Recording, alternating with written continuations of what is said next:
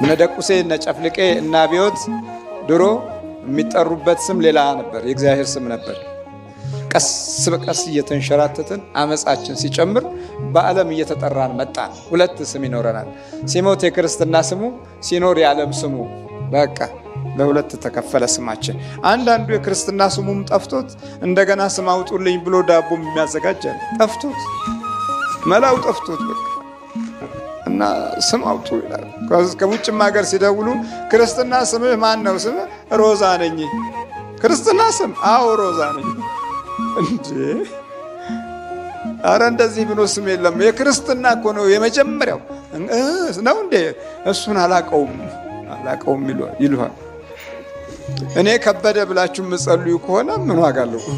እኔ አሸብር ብላችሁ የምትጸልዩ ከሆነ እኔ አሸብርን ማረኝ። እንዴ ስም አሸብር ሆኖ እንዴት ይምርሃል? እንዴ ነው ነገሩ? አሸብር ብለህ የክርስትና ስምህን ትተኸዋል። ለሁለት የተከፈለ ዓለም ሆነና ቁጭ አለ። ይህንን የድግምቱን አካሄድ የሄዱት ግን የዚህ መንፈሳዊውን ኃይል ከውስጥ እንዳትለምደው ካደረጉት አንዱ ግን ያው አመፃ ከቤተ እግዚአብሔር መጀመር መቻሉ ነው። ከዛ ሰው ከዚህ ከእምነቱ በኩል ያለውን ኃይል እየተወውና እየሸሸ ሲሄድ ኩርንችትና እሾህ እየጨመረ መጣ። የወደፊት የአድማስ እይታዎቻችን እየተቋረጡ እድሎቻችን እየተከለሉ መጡ። ሌላው ሶስተኛው ጊንጥ የሚለው ነው። በጊንጦች መካከል ብትቀመጥ አትፍራቸዋል። ጊንጥ ተንቀሳቃሽ ናት። አንዳንዴ የሚገሉ ጊንጦች አሉ። 12 ሰዓት የሚለበልቡ ጊንጦች አሉ። 24 ሰዓትም የሚያቃጥሉ ጊንጦች አሉ። አይነት አላቸው። ለ12 ሰዓት የሚለበልቡም ጊንጦች በነደፉት ቦታና ሁኔታ ላይ የሚወስኑ ይሆናል። 24 ሰዓት የሚያቃጥሉ ጊንጦችም አሉ። መርዝ ሆነው በደንብ የሚገሉ ጊንጦችም አሉ። ታዲያ ዛሬ ማን ነው የሰው ጠላቱ? ማ ሆነ? ሰው አይደለም? አሁን የምትሰሙት ከዚህ ቀጥሎ ያለው ሁኔታ ሰዎች በተፈጥሯቸው ብቻ ያገኙት ሳይሆን ከጠላት ጋራ ህብረት ፈጥረው ህልውናችንን የተፈታተኑት የራሳችን በአርአያ ሥላሴ የተፈጠሩት ዘመዶቻችን፣ ጎረቤቶቻችን፣ ወገኖቻችን ከደማችን ደም ከስጋችን ስጋ ከአካላችን አካል ያላቸው ሰዎች ናቸው። ግደለው የሚለውን ጭካኔ ዲያብሎስ ብቻ የተማረው ትምህርት አይደለም። እሱ ልክ ነው፣ ዓላማው ግን የሰው ሲጨመርበት ግድያው ይጨምራል ማለት ነው።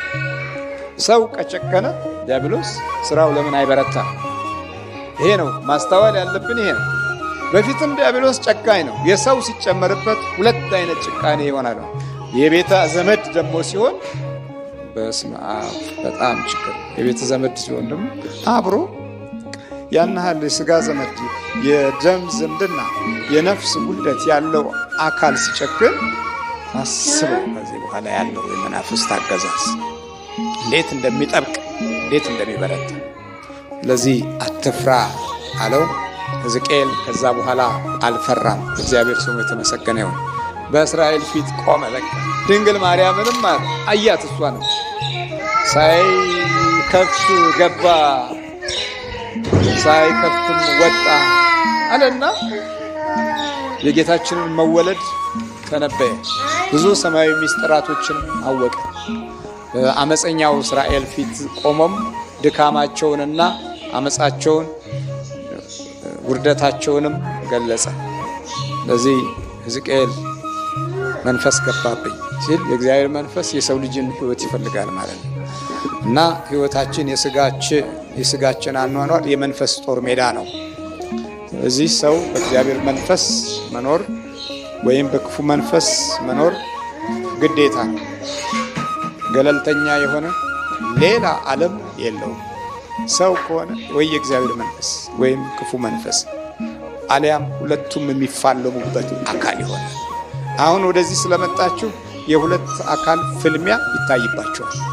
የእግዚአብሔር መንፈስ በቀኝ የክፉ መንፈስ በግራ ይፋለማሉ። እናንተ በመሃሉ የምታመልጡበትን ኃይል የሚሰጠን ስማ የሚለው ብለህ አይደለም ያለው